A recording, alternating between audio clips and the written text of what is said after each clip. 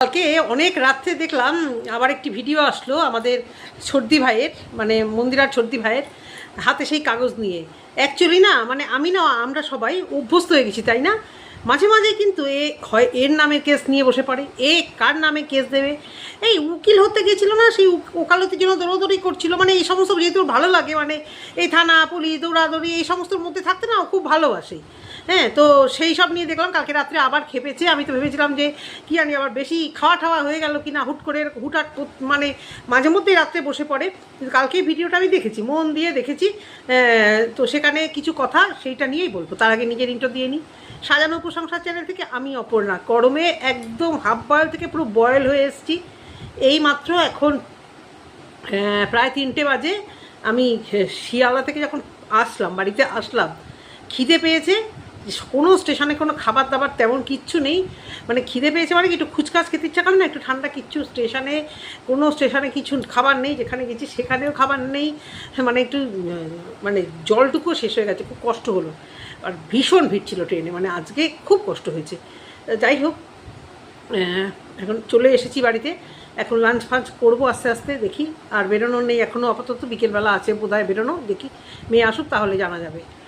তো ভিডিওটা ভাবলাম যে আজকে ভাবিনি ভিডিও করতে পারবো, অসহ্য লাগছে। তারপরে কালকে রাত্রে যে ভিডিওটা দেখলাম সেটা দেখে ভাবলাম না, আজকে এই টপিকে কিছু কথা বলি। দেখ, তুই বারণ করছিস সবাইকে ভিডিও করতে তোর কালাচিটটা খুলে যাওয়ার জন্য। দেখ, আমাদের মতো কিছু ক্রিয়েটাররা যারা তোকে নিয়ে করতো না, তারাও এখন করতে বাধ্য হচ্ছে, কারণ এমন কন্ট্রোভার্সিয়াল জিনিস বা টপিকগুলো তুই দিচ্ছিস, মানে এখানে কথা না বলে উপায় নেই। রোজ রোজ একটা নাটকটা কেস যদি করবি, যাদের এগেস্টেই করবি, তারা তো বলছে তোকে করতে। রোজ রোজ এখানে কেন গাপ জাল দিচ্ছিস? কেস করেছি। অ্যাকচুয়ালি আমি বলেছি, যারা করে তারা বলে না।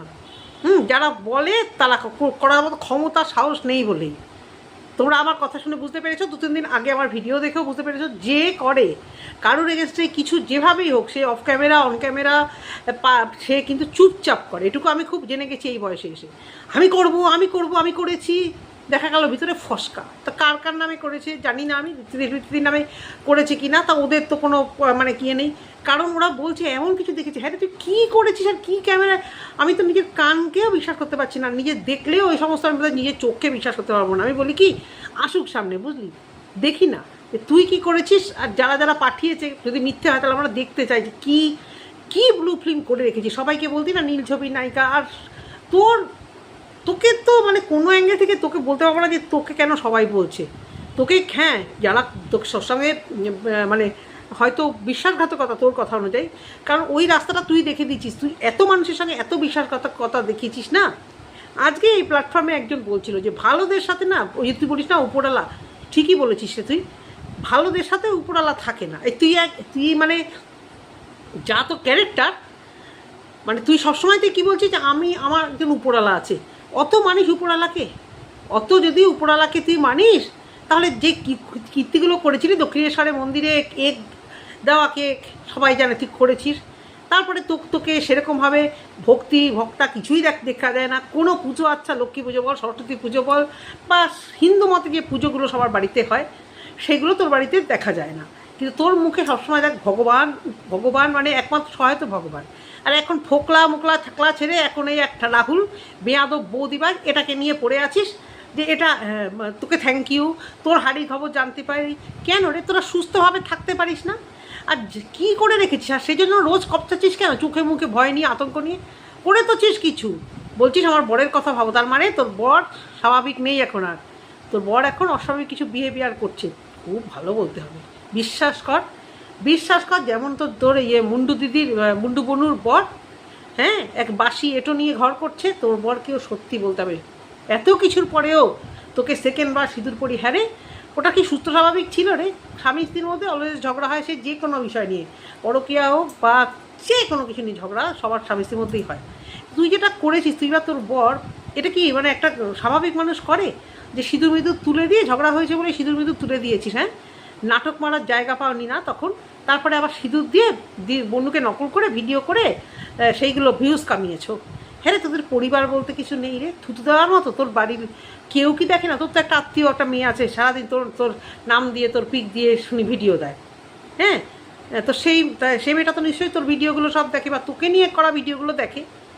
এরপরেও বলবি তোদের বাড়িতে খুব ভদ্রলোক, তোদের বাড়িতে তোরা খুব ভদ্র সভ্য ফ্যামিলিতে, অ্যাকচুয়ালি যাচ্ছে তাই জঘন্য ফ্যামিলিতে বিলং করিস। আর সবাই যে বলে না তোর বাড়ির লোক জানে, আমি কিছুটা সহমত হতে বাধ্য হব।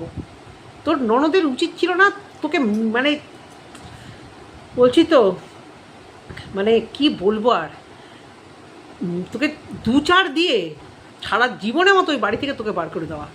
তোকে ওরা যে রেখেছে ওই বাড়িতে, আসলে রাখবে না তো কি, সেখানেও তো শুনেছিলাম যে কী সব করতে গেছিলি, সে দেশলাই ফেসলাই নিয়ে ধমকারি চমকারি দিচ্ছিলি। তো এইসব হয়তো সত্যিই থাকে, কারণ ওইসব বধূ নির্যাতনের কেস ফেস খুব ডেঞ্জারাস তো। আর এই তো লাজ লজ্জাহীন, এর বাড়ির লোকও, মানে বাপের বাড়ির লোক হয়তো লাজ লজ্জাহীন, এর হয়তো কিছুই যায় আসবে না এসব করতে, পাড়ায় মুখ দেখাতে। কারণ এত নোংরামো ওয়াইটিতে এত কিছু এর সম্পর্কে বার হওয়ার পরেও আজকে এই দল কালকে ওই দল, আজকে এই দল কালকে দল, সব পাড়া তোদের গ্রুপের বেশিরভাগই, মানে তুই যে দিদি ফিদিদের সঙ্গে করিস, সেই যে মুন্ডু আজকে একে হাত করতে চাইছে, কালকে ওকে হাত কাটতে চাইছে। কখনো তুই ভালো, কখনো সঞ্জয় ভালো, মানে শুধু অপোজিট ক্যারেক্টারকে হাত রাখবো। কখনো তুই ভালো, কখনো সঞ্জয় ভালো, সঞ্জয় না হলে তাহলে ও ভালো না হলে তাহলে দিদি ভালো, মানে সবার এগেনস্টে যত হাঁ করে বসে থাকে যে এরপরে কাকে টার্গেট করবো। নর্মাল ভদ্রভাবে ভিডিও, মানে স্বামী স্ত্রী ভিডিও ভালোভাবে দিতে পারে না, মেয়েকে প্রায় বাপের বাড়ি পাঠিয়ে দিচ্ছে কাজের চাপে।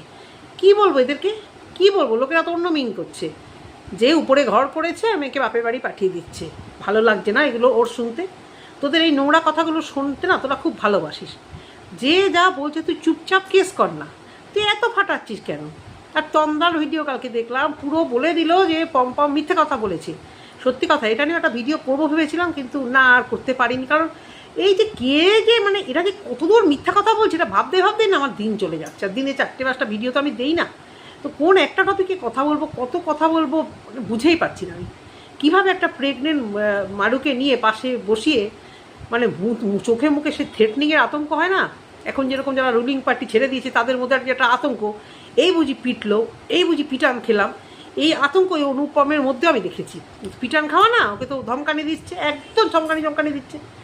আর ও এখানে বসে পড়েছে কেন ভাই? যখন প্রেগনেন্ট একজন বাড়িতে দুটো সুন্দর একটা ভালো জিনিস দেখ, সবকটাকে ব্লক কর, কী দরকার তোদের মতো ভিডিও দেখ না। নোংরা কথা, এর থেকেও বেশি নোংরা কথা তো অনেক আগে বলেছি। ব্যাঙ্গালোরের টিকিট ছাড়া, হ্যাঁ 2 দিন আগে তো ফাটিয়েছিলি কেঁদে আমার পেটের বাচ্চাকে কিছু বলবে না, আবার কি হলো? কিসের ভয় পাচ্ছিস? কী সব করে রেখেছিস বল দেখিনি তোরা? আমার তো ভাবতেও অবাক লাগছে, নতুন সরকার আসার পরে যেরকম সবাইকে ধরে বেড়াচ্ছে, কার কি গোপন রহস্য কী সব পার হবে হচ্ছে, তোদেরও তো দেখছিস যে মানে ওয়াইটিতে এই জগৎটাকে তোরা এই করে রেখে দিচ্ছিস। সবাইকে কিছু নোংরামো করেছিস, যে বেড়াতে গেছি বন্ধুরা বন্ধু আমরাও গেছি, দেখ তোদের কত নোংরামো বেরিয়ে আসছে। মানে ভাবতেই পারা যায় না আনন্দ করতে যাবো, ভদ্রভাবে থাকবো, সব কটা মানে জল খাওয়া পাবলিক রে তোরা।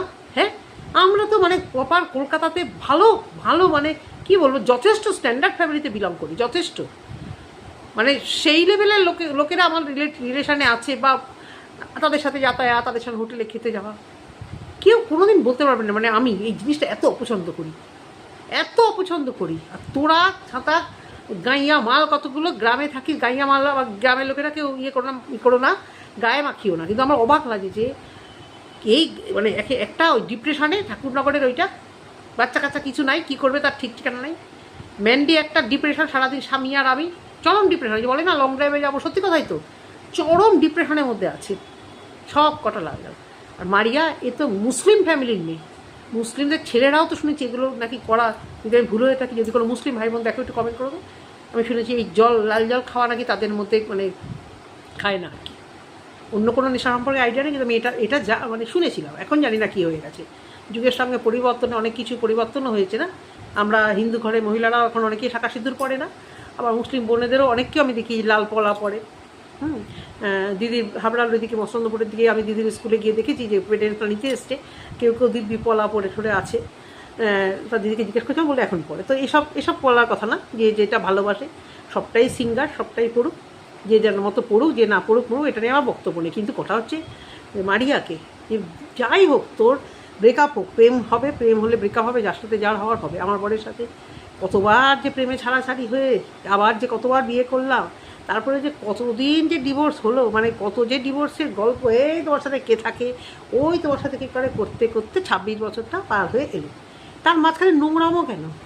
ব্রেকআপ হোক, আমি থাকুক, এই নোংরামোগুলো না আমি একদম সহ্য করতে পারি না। হ্যাঁ অত মডার্ন আমি এখনও হয়নি, তোরা এই নোংরা আর করছিস, যা কিছু করগে যা, মরগে যা, তোদের ওয়াইটিতে এগুলো কী? আর তুই বলছিস আমি কিছু দিয়ে রাখিনি। গোয়েন্দাগিনীর সঙ্গে নাকি একদিন তোর ওই কোর্টে দেখা হয়েছে, সেখানে তুই তোর ফটো দেখিয়ে দিয়েছিস, কার একটা ফটো দেখিয়ে দিয়েছিস? হ্যাঁ, গোয়েন্দাগিনী আনিয়ে নিয়ে বলেছে, তুই তাকে ফটো দেখিয়েছিস, মুখ খোলাবে না দিদি।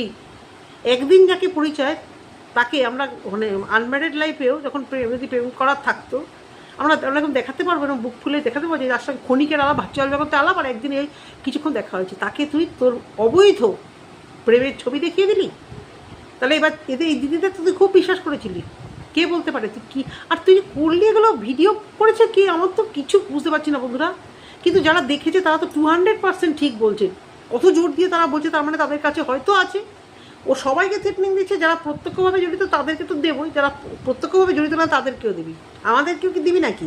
হ্যাঁ, আমি তো একটা দুটো ভিডিও করেছি, তাহলে কত লোককে দিবি, কত টাকা খরচা করবি তুই? হ্যাঁ, দুদিন একটা ভিখারির মতো ভিক্ষা চাইতে নিজের কেসে উদ্ধারের জন্য বসেছিলি। আমার মনে হয় কি জানো তো, এই সমস্ত নোংরা মোটা দেখে না কণিকা অনেকটা পদ দিয়ে জিতে গেছে। কণিকা কিছু না করে কণিকা কিছু নোংরা কথাগুলো এই বেয়াদব হতচ্ছাড়া মানে কি বলবো আর, এটা বলেছে। আজকে দেখো সত্যি সত্যি এ করে মানে মুখ ফুলিয়ে কীভাবে ঘুরে বেড়াচ্ছে ওয়াইটি জগতে রোজ রোজ, এই এখন লাইভ তখন ভিডিও, এখন লাইভ এখন ভিডিও। কারণ ও চিনে রেখেছে শুধু টাকা, সে যে পথ দিয়েই যায়, সে যত নোংরার নিচে নামি আনে।